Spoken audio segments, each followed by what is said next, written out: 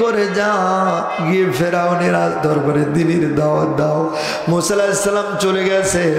আমার ভাইরা, ফেরাউন তার মন্ত্রী পরিষদ বর্গের লোকেরা তারা সবাই মন্ত্রী পরিষদ বসে গেছে, মুসা আলাইহিস সালাম গিয়ে দ্বীনের দাওয়াত দিচ্ছেন।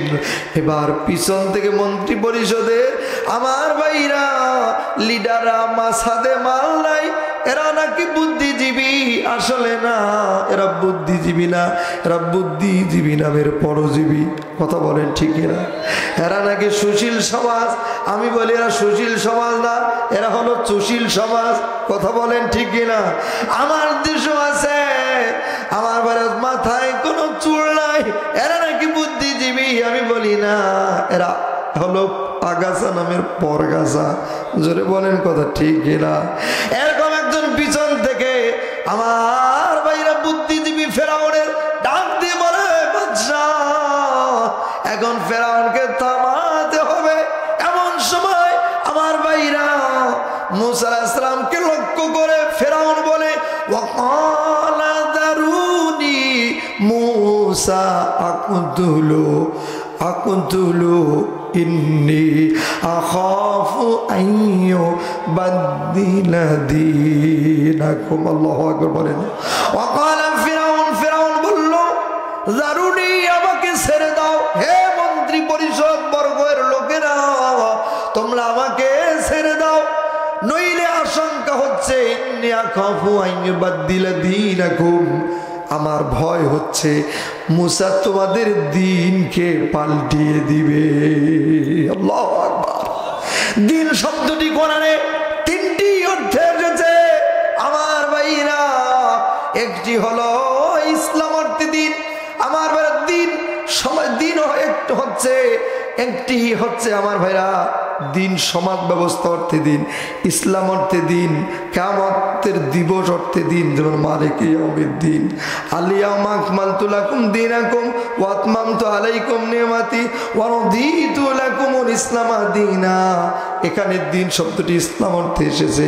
আর একই শব্দ ভাইরা এখানে এসেছে সমাজ ব্যবস্থা অর্থে দিন। ইন্না খাবু আইয়ুবাদদিলা দীনাকুম বলছে মন্ত্রীদেরকে। ফেরাউন বলছে আমাকে ছেড়ে দাও, আমার ভয় হচ্ছে মুসাকে যদি আমি হত্যা না করি তাহলে তোমাদের সমাজটাকে পাল্টিয়ে দেবে। ইন্না খাবু আইয়ুবাদদিলা দীনাকুম, দিনকে পাল্টিয়ে দেবে।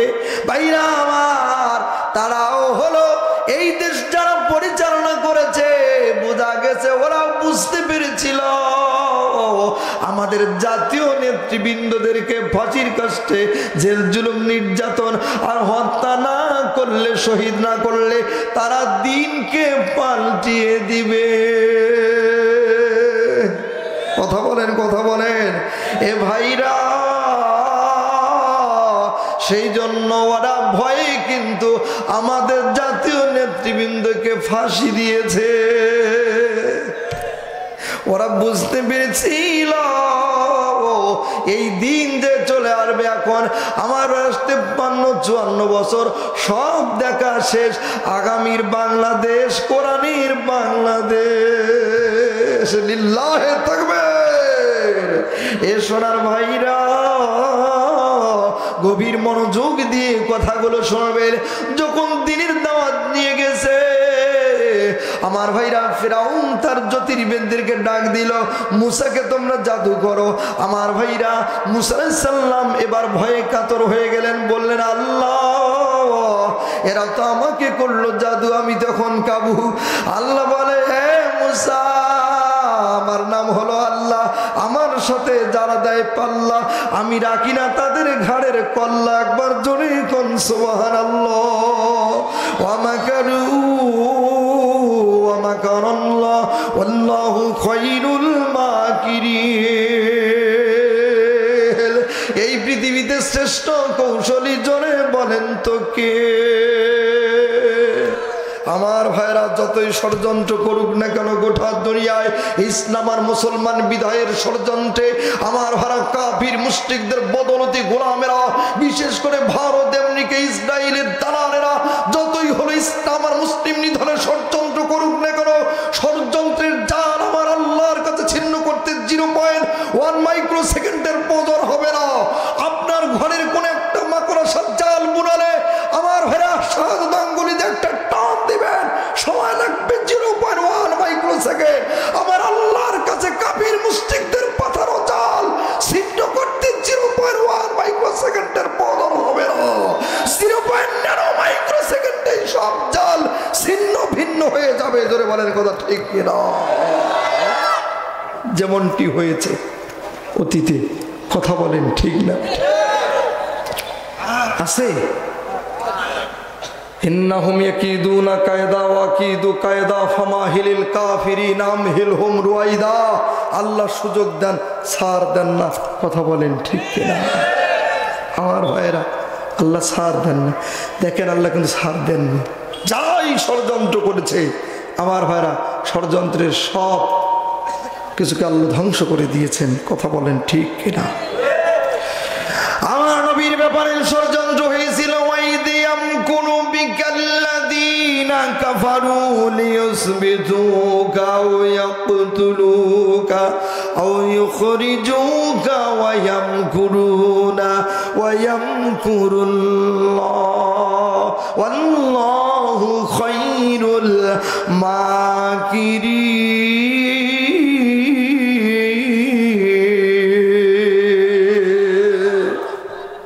এখানেও আল্লাহ তাআলা কাফিরদের আবু জাহল, আবু লাহাব, উতবা, সাইবা 49 জন মন্ত্রী বলে তারা ষড়যন্ত্র নবীকে জেলে ঢুকাইছিল।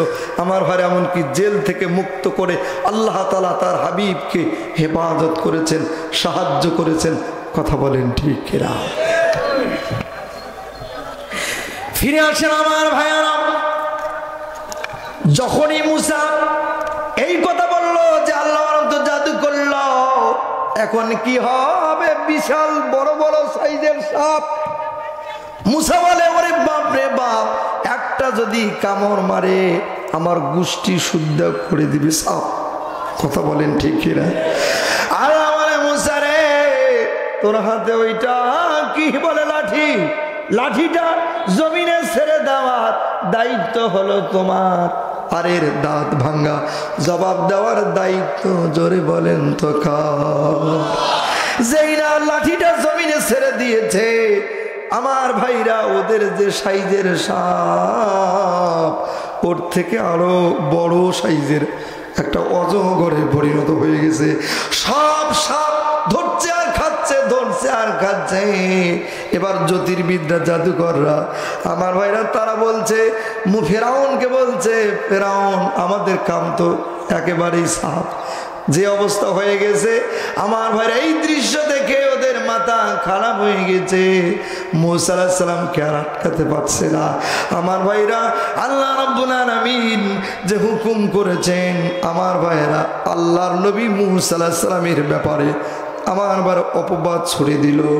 মুসাকে থামানোর জন্য তার দেশে আমার ভাইরা, তার মন্ত্রী পরিষদের ওই যে আমার ভাইরা টাকুয়া, ওই যে বুদ্ধিজীবী নামের পরজীবী যারা ছিল, তারা হলো আমার ভাইরা বলে দিল, মুসারে তোমার 3টা বড় ধরনের রোগ আছে। 1 নাম্বার হলো তোমার বড় ধরনের কোনো রোগ আছে, এটা যদি না থাকে তাহলে এত লম্বা পাঞ্জাবি কেন? 2 কুষ্ঠব্যাধি আছে, সেটাও যদি না হয় তাহলে তোমার একটা বড় একটা ছোট। এটাকে আপনারা কি বলেন? কথাটা বানায় বলছি না, বুখারী শরীফ 2টা খণ্ডের সমাপ্ত। আমার ভাইরা প্রথম খণ্ড 42 পৃষ্ঠা। এই হাদিসটা এখন যা বলছে এই অংশ কান সেখানকার এই অংশ। এ ভাইরা গভীর মনোযোগ দিয়ে কথাগুলো শুনবেন। বাবু মান ইকতাসালা ওরিয়ানান ওয়াহাদাহু ফিল খলওয়াতে, এই শিরোনাম এই টাইটেল দিয়ে আমার ভাইরা বিশাল একটা হাদিস নিয়ে আসা হয়েছে। ওই হাদিসটাই হলো, এই হাদিসটা তারা অপবাদ দিল মুসার একটা বড় আর একটা ছোট। আমার ভাইরা এই অপবাদ যখনই দিল, মুসা আলাইহিস সালাম সিজদায় পড়ে গেল, ডাক দিয়ে বলে, আল্লাহ ও মালিক, যে অপবাদ দিয়েছে আমার হাতে একজন লোক ইসলাম গ্রহণ করা তো দূরে থাক, আমার হাতে একজন মানুষ এক গ্লাস পানিও পান করবে না। কারণটা হলো এটা এমন একটা অপরাধ, মিশরের জমিনে আমার ভাইরে এই রোগ যার থাকে তার থেকে 500 গজ দূরে মানুষ থাকে, এমন একটা ভয়ঙ্কর অপরাধ আমার ভাইরা দেয়া হলো। মুসা আলাইহিস সালামকে আল্লাহ পাক ডাক দিয়ে বললেন, ও আমার পয়গম্বর, ওখান থেকে উঠে তুমি নদীতে চলে যাও। আমার ভাইরা গিয়ে তুমি নদী, আল্লাহ বললেন নদীতে নামো, সব কাপড় চোপড় ওই পাথরের উপরে রাখো। হুকুম যদি আল্লাহর হয়, জোরে বলেন তো কোনো ফতোয়া কাজে লাগবে নাকি? ভাইরা আমার, এই পৃথিবীর বৃক্ষ তরুলতা গাছপালা নদী সাগর সবকিছু আইন মানে, জোরে বলেন তো কার? আন-নাজমু ওয়াশ-শাজারু ইয়াসজুদান।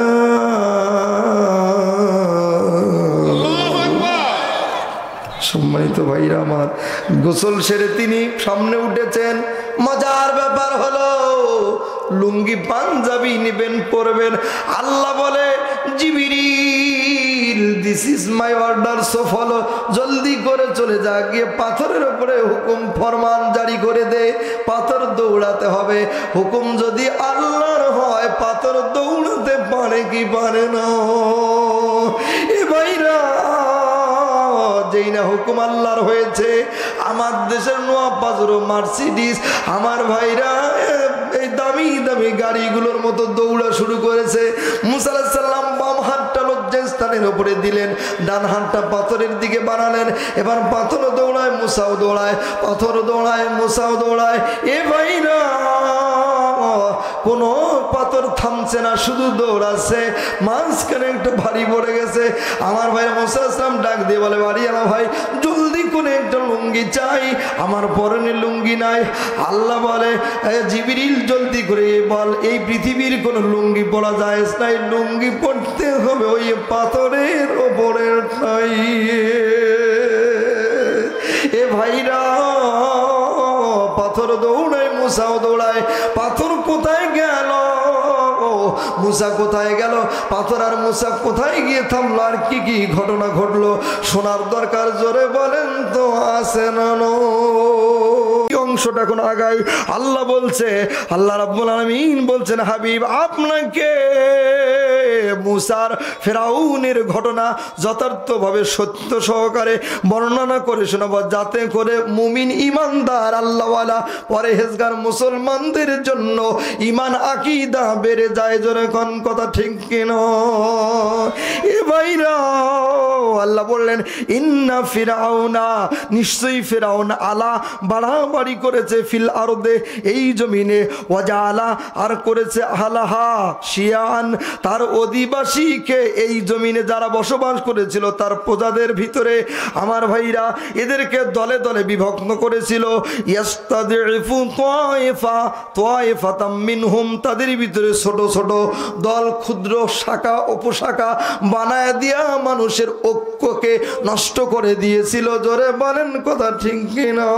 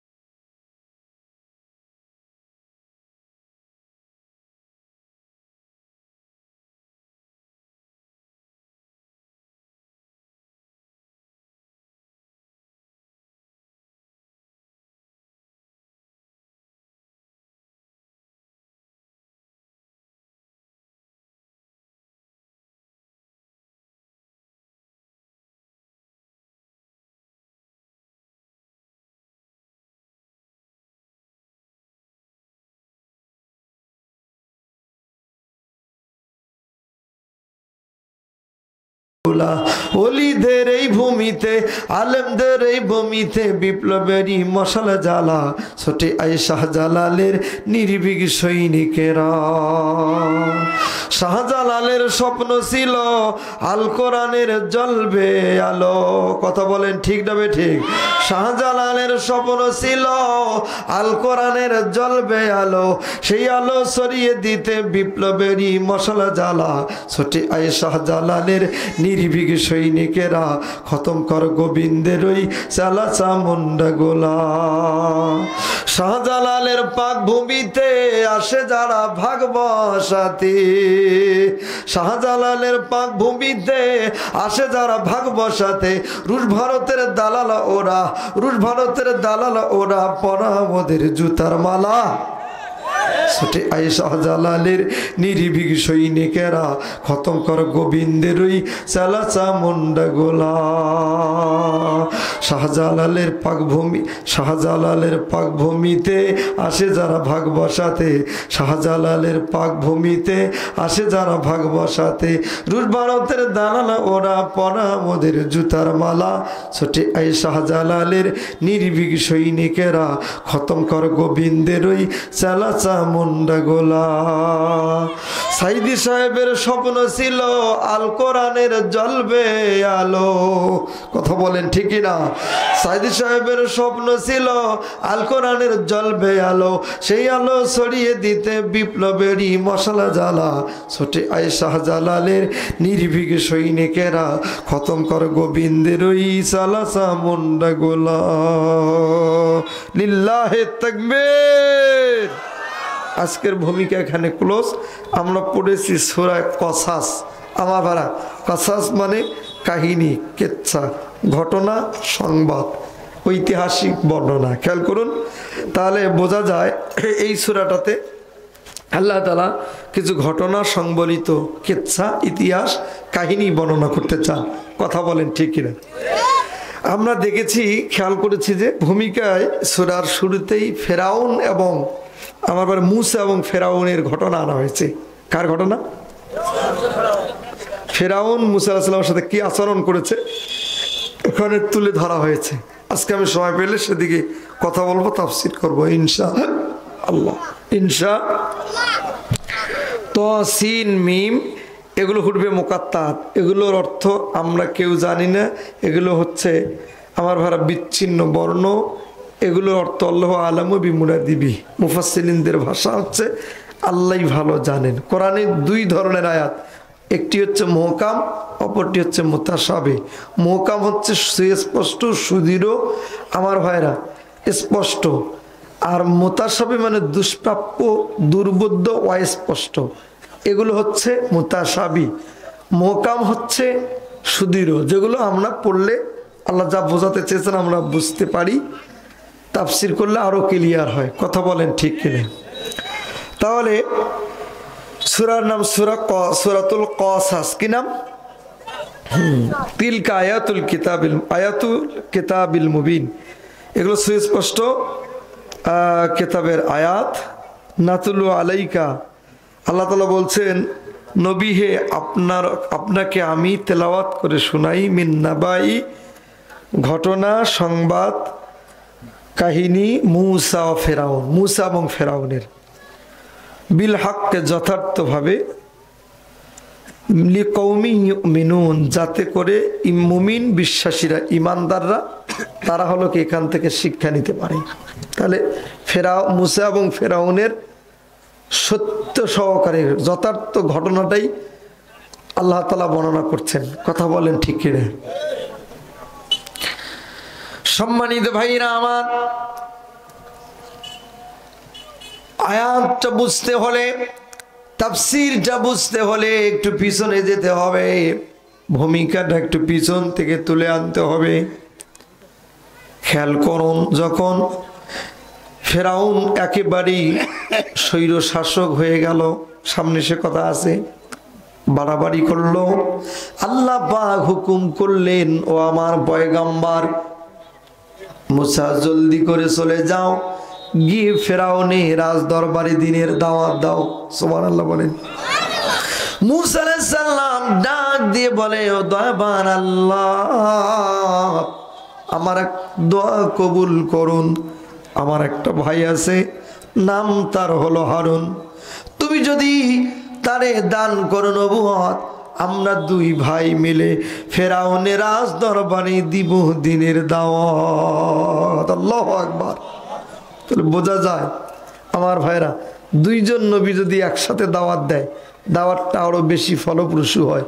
কথা বলেন ঠিক কিনা? আল্লাহ রাব্বুল আলামিন বললেন, ইযহাবু ইলা ফিরআউন, ইযহাব ইলা ফিরআউন, হে মুসা ফিরআউনের কাছে চলে, ইন্নাহু তাগা, নিশ্চয়ই সে সীমা লঙ্ঘন করেছে। ফাম্মা মান তাগা ওয়া আসারাল হায়াতাদ দুনিয়া, আয়াত পড়েননি আপনারা? আমার ভাইরা, তাগা তুগিয়ান যেটা হলো বাড়াবাড়ি, সীমা লঙ্ঘন। যারা এই পৃথিবীতে বাড়াবাড়ি করেছে তারাই ইতিহাসের আস্থা করে নিক্ষিপ্ত হয়েছে। কথা বলেন ঠিক কিনা? পৃথিবীর সূচনা লগ্নের দিকে তাকান, দেখবেন এই পৃথিবীতে বাড়াবাড়ি করেছে নমরুদ। কথা বলে টিকতে পেরেছে? আমার ভাই ইতিহাসের চরম ঘৃণিত, লাঞ্ছিত, বঞ্চিত হয়েছে। ওখানে শেষ না, স্বৈর শাসকের ভূমিকা অবতীর্ণ হয়েছিল ফেরাউন, টিকতে পারেনি। কারণ হামান, সাদ্দাত, আবু জাহল, আবু লাহাব, উতবা সাহেব, ওয়ালিদ বিন মুগিরা সহ গোটা দুনিয়ায় এই পর্যন্ত যারা বাড়াবাড়ি করেছে, স্বৈর শাসক হয়েছে, গত 24-এ নতুন করে ফেরাউনের ওয়াজ আমরা শুনেছি, চোখে ফেরাউন দেখি নাই। নতুন করে মনে হয় আল্লাহ 1000 বছর পরে আমার ভাইরা কোরআনের ভাষ্য অনুযায়ী নব্য ফেরাউন, লেডি ফেরাউনকে দেখালো। কথা বলেন ঠিক কিনা? এবার বুঝতে পেরেছেন? আপনারা মনে করেছিলেন আল্লাহ বুঝি আমাদের উপর থেকে মুখ তুলে নিয়েছে, অমনোযোগী হয়ে গেছেন, মনে হয় আল্লাহর সাহায্য আমাদের উপরে আসবে না, এরকম মনে করেছিলেন, ধারণা হয়েছিল। কথা বলেন ঠিক কিনা? অনেকেই তো বলে ফেলেছিল যে সে মরে যাওয়া না পর্যন্ত ক্ষমতা ছাড়বে না। কথা বলেন, সেই কথাটা আল্লাহ জবাব দিয়েছেন সূরা ইব্রাহিম, কি নাম? আয়াত 42, কত নম্বর? আল্লাহ রাব্বুল আলামিন বলছেন, ওয়ালা তাহসাবান্নাল্লাহা গাফিলান আম্মা ইয়ামালুজ জালিমুন। ওয়ালা তাহসাবান্নাল্লাহ, আল্লাহর উপরে এই ধারণা করো না তোমরা। আল্লাহ বলছে, সুপারলেটিভ ডিগ্রি দিয়ে বলছেন, ওয়ালা তাহসাবান্নাল্লাহা গাফিলান, আল্লাহকে তোমরা গাফিল মনে করো না। তাহলে কি? আম্মা যা ইয়ামালু, আমল করে, কাজ করে, জালিমুন, জালিমরা, জালিমুন, জালিমুনের জমা জালিমুন, জালিমরা যা করে সব কেউ না দেখলে দেখে কে?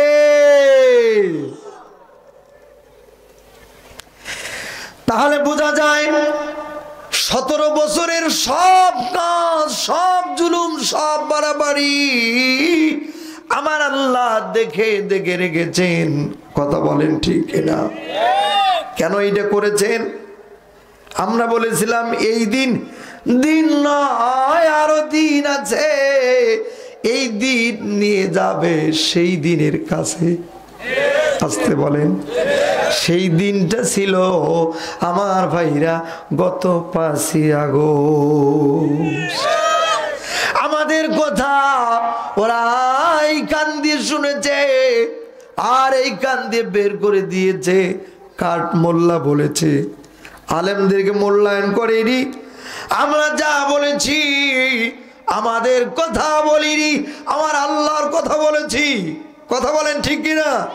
ওরা মনে করেছিল হুজুরা গুলো কয়, কথা বলেন, কিন্তু আল্লাহ বলছে না না, আমি আল্লাহ পাক ওদের সব দেখে রেখেছি। কেন?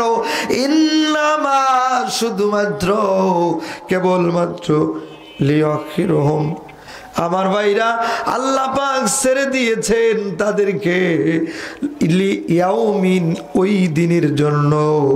ওই দিনটা আধুনিক তাফসীর করলে হবে গত 5ই আগস্ট। সেই দিনের জন্য আল্লাহ পাক কেন রেখে দিয়েছেন? তাশখাসু ফীহিল আবসার, আল্লাহু আকবার। এই জন্য 17 বছরের আমল তারা সেদিন দেখতে পাবে। আল্লাহ পাক ওই দিনটাকে এই জন্য করেছেন, ওদের চক্ষু ম্লান হয়ে যাবে। বাসরুনের জমাব স্যার, ওদের দৃষ্টি শক্তি ফিহে মানে সেই দিন। আমার ভাইরা, এর মার্জা হলো আগের ওই শব্দ লিয়াউমিন তাশখাসু ফিহিল আবসার, তাদের চোখ ম্লান হয়ে যাবে, শুধু ফেলফেলাইয়া তাকিয়েই থাকবে, কোনো বলার থাকবে না, কোনো কথা বলতে পারবে না। একটু আগে বক্তব্য শুনেছেন অতিথি মহোদয়দের কাছ থেকে, তারা যা বলেছে আমার ভাইরা সব কথা আল্লাহ আগে বলে দিয়েছে। কথা বলেন ঠিক কিনা? খেতে দেয় না, রান্না হয়ে গেছে, আমার ভাইরা শাশুড়ি হয়তো বাইরে চলে গেছে, মনটা চেয়েছে, কিন্তু পুত্রবধূ তো জানে না পেটের ভিতরে বাচ্চা আছে, বাচ্চা যে আছে সেই বাচ্চা যে আসলে সব দেখতে পায়। 7 মাস বয়স হয়ে গেলে আমার ভাইয়ারা ভালো করে শুনবেন, তখন সন্তান কিন্তু 7 মাসের পরে চোখ পায়। মা জনগর্ভধারিণী, যা করে সন্তান সব দেখতে পায়। আমার ভাইরা শাশুড়ির চোখ ফাঁকি দিয়ে মা আপনি যে 2 টুকরা মাংস তুলে খেয়ে ফেলেছেন, গোস্তের টুকরা খাওয়ার কারণে আপনার সন্তান পেটের ভিতর থেকে চোখ যে পেয়েছে দেখে ফেলেছে। ওই সন্তান যদি দুনিয়া আসে, আর যদি মেম্বার, চেয়ারম্যান, এমপি, মন্ত্রী, মিনিস্টারও যদি হয়, আমার ভাইরা কলমের খোসায় জনগণের টাকা চুরি করে খায়। বুঝতে হবে মা সুন্নি ছিল। এর আগে যতগুলো আমার ভাইরা এই দেশে ক্ষমতা গ্রহণ করেছিল, ওদের প্রত্যেকটার মাও সুন্নি ছিল। কারণ ওরা জনগণের হাজার হাজার কোটি কোটি টাকা চুরি করে মেরে দিয়ে, কেউ বেগম পাড়ায়, কেউ হলো আমার ভাড়া কানাডায়, এভাবে বাড়ি বানিয়েছে। কথা বলেন ঠিক কিনা? দরবের বাবা তো একাই মেরে দিয়েছে 36,000 কোটি টাকা। কথা বলেন ঠিক কিনা? পদ্মা সেতু বানাইতে লাগছে 32,000, আর দরবের বাবা একাই মারি দিয়েছে 36,000। আমি সেদিকে যাচ্ছি, মাথায় আছে আমার, আসার দরকার নেই, 10 মিনিট সব হয়ে যাবে। খেয়াল করুন ভাইরা আমার, তাহলে বোঝা যায় ওদের মাও সুন্নি ছিল, ওই জন্য জনগণের টাকা চুরি করছে। কথা বলেন ঠিক কিনা? চুরিটা তো পেটেই শিখে এসেছে এ ভাইরা। এই জন্য ফ্যাক্টরি যদি ভালো হয়, প্রোডাকশন ভালো হবে। কথা বলেন ঠিক কিনা? কিন্তু ফ্যাক্টরি ভালো না হলে প্রোডাকশন ভালো হওয়ার কোনো সম্ভাবনা নাই। ও মা গো, আপনার বাচ্চাটা পেটে যখন 4 মাস 4.5 মাস বয়স হয়, তখন কান পায়। আপনি যা বলেন কান দিয়ে বাচ্চা শুনতে পায়। আপনি যদি খারাপ বলেন, সন্তানটা খারাপ কান দিয়ে শুনে সেটা শিখে ফেলবে। ছোট বাচ্চারা এখন আমার ভাইরা কয়, আর রাস্তা দিয়ে গেলে ওই থৌড়ের বাচ্চা, ওই থৌড়ের বাচ্চা। কথা বলেন ঠিকই না? এরকম আছে না নাই? আমরা দেখেন না, আমি বাজারে যাচ্ছিলাম, তো আমার এক বাড়ি থেকে আওয়াজ আসতেছে, ষোড়ের বাচ্চা। স্বামী স্ত্রীকে গালি দিচ্ছে, আর স্ত্রী গালি দিচ্ছে কুত্তের বাচ্চা। তাহলে কুত্তের বাচ্চা ষোড়ের বাচ্চার মিলন হলে কিসের বাচ্চা হবে? যা হবার তাই। এখন ওর মুখটা ওই রকম সব শিখে এসেছে। বাচ্চারা এত ফাস্ট এখন। কথা বলেন ঠিক কিনা? তাহলে মা বোনদের ভালো হতে হবে, না হলে নেক্সট প্রজন্ম ভালো হবে না। কথা বলেন ঠিক কিনা? এই ঘটনাটা কেন এখানে আনলাম? যুবকরা 2 মিনিট কান লাগা, কার চোখে পানি আসে আমি দেখতে চাই। মায়ের পিঠের ভিতরে সন্তানটা 7 মাস 7.5 মাস বয়স হয়ে গেছে, অথবা 9 মাস পার হয়ে গেছে। মা কখন বুঝতে পারে আতুর ঘরে যেতে হবে? ডেলিভারি রুমে যেতে হবে।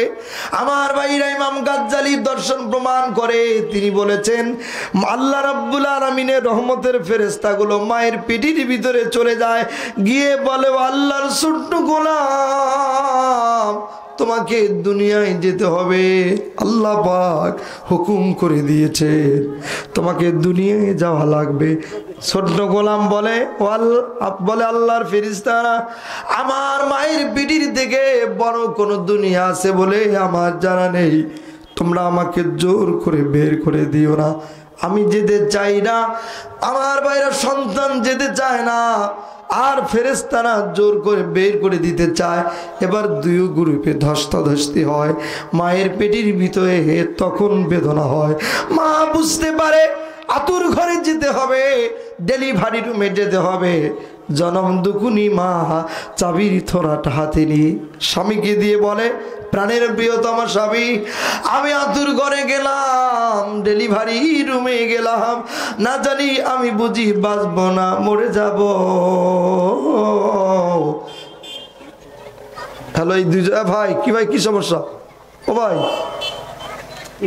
বুঝতে পারছে যে একটা জায়গা মতো হুজুর লাইন দেবে, কে উঠবেন না, খেয়াল করুন।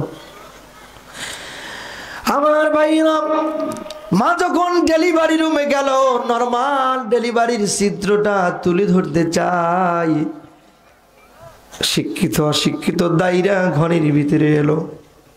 কেউ বা হাতে ধরে, কেউ বা কাঁধে ধরে, কেউ বা কোমরে ধরে, আর ধৈর্যের সবক দেয়। বিজ্ঞান বলেছে মায়ের পেটের ভিতরে সন্তানটা 4500 বার লাথি মারে। জোরে বলেন কতবার? আমার সভাপতি মহোদয় তিনিও মেরেছেন, আমিও মেরেছি, আপনারাও মেরেছেন। এর ভিতরে প্রচন্ড লাথি হলো 3টা। জোরে বলেন তো কয়টা? এ ভাইরা বিজ্ঞান বলে 3টা। ওই লাথি শেষ সময় সন্তান মারে। জনম দুঃখী গর্ভধারিণী মা সহ্য করতে না পেরে এবার ভাবিকে ডাক দিয়ে বলে, ভাবি গো আমাকে একটু ছেড়ে দাও, উঠে দাঁড়াবো। ভাবি ছেড়ে দেয় না, ধৈর্যের সবক দেয়। ভালো করে 2 মিনিট আলোচনাটায় কান লাগাবা, ভালো করে শোন। তোমার মাকে তুমি কত কষ্ট দিয়েছো, এভাবে দুনিয়া এসেছ। আরে এই সময় সন্তান আর একটা বার লাথি মারে। আমার ভাইরা মা ডাক দিয়ে বলে, বোন রে আমার একটু ছেড়ে দাও, উঠে দাঁড়াবো। আমার ভাইরা বোন ছেড়ে দেয় না, ধৈর্যের সবক দেয়। এবার মা ডাক দিয়ে বলে নিজের মাকে, মা গো কই গেছো রে মা, একটু এসে দেখো না, এদিকে আসো না, আমাকে এরা বুঝি মাইরা ফেলবি। আমার ভাইরা জনম দুঃখী গর্ভধারিণী মা যখন কাঁদতে থাকে, ওই সময় নিজের মা টাটির বেড়ার পাশে অথবা ওয়ালের পাশে দাঁড়িয়ে বলে, বেটি রে একটু ধৈর্য ধর। মাও ধৈর্যের সবক দেয়। জনম দুঃখী মা মনে করে মা যখন ধৈর্যের কথা বলেছে, এই পৃথিবীর কেউ আর আমাকে বাঁচাবে না আল্লাহ ছাড়া। এ ভাইরা ওই সময় গর্ভধারিণী আপনার আমার জন্ম দেয়নি মা আল্লাহকে ডাক দিয়ে বলে, আল্লাহ বাঁচাও। আর সন্তানটা যুবক তুমি শেষ লাথিটা মেরেছ। ওই সময় মা জনম দুঃখী সেন্সলেস হয়ে গেছে। দাইরা 2 মিনিট কাঁদে। আমার ভাইরা সবাই ঘরের ভিতরে কাঁদে। আল্লাহ নবী বলেন, মা জিহাদের ময়দানের মতো রক্তাক্ত হয়ে গেল। এ ভাইরা এমন সময় আমি প্রশ্ন করেছি, এক বোনকে কেন কাঁদো? বলে, ছোট ভাইয়া এটা তুমি বুঝবা না, এটা তুমি বুঝবা না। বলি, বোন রে কেন বুঝবো না? এ যুবক, তোমাদেরকে বোঝাই, তখন মসজিদে যাও, টেপের পানি ছেড়ে দাও, ধর করে পড়ে। বিজ্ঞান বলেছে ওই সময় মায়ের শরীর থেকে 3.5 পাউন্ড রক্ত পড়ে। এই রক্তের সাথে ভাসতে ভাসতে তুমি দুনিয়া এসেছ। মা জনম দুখুনি এবার হলো সেন্সলেস হয়ে পড়ে আছে। কত মা তোমাকে জন্ম দিতে গিয়াও এই দুনিয়ার মুখখানা দেখাতে গিয়া আতুর ঘরে ডেলিভারি রুমে চলে গেছে, বিদায় হয়ে গেছে। আর দুনিয়ায় কোনো দিন একটা বাণীর জন্য ফিরে আসে নাই, তোমাকে দুনিয়ার মুখখানা দেখিয়েছে। হে ভাইরা, কত মা ওখানেই শেষ হয়ে গেছে, বিদায় হয়ে গেছে। এই দুনিয়ায় একটা জায়গায় কষ্ট দেওয়া যায় না, সেইটা হলো তোমার মা। আজকে দেখতে চাই যুবকদের ভিতরে কারা কারা ওই মাকে কষ্ট দিবা না, কারা কারা আছো একটু হাত তুলে দেখাতে হবে। আমি বলবো এ মাহফিল আল্লাহর দরবারে কবুল হয়েছে। এ ভাইরাও দুহাত তুলে একটু আল্লাহকে দেখাবেন, মাকে কষ্ট দেবেন না, বাবাকে কষ্ট দেবেন না। হাত নামা আল্লাহ কবুল করো, আমিন বলেন। কার মা নাই, কার বাবা নাই, দুহাত দেখতে যাই। এ ভাইরাও কে আসো, মা চলে গেছে, বাবা চলে গেছে, একটু হাত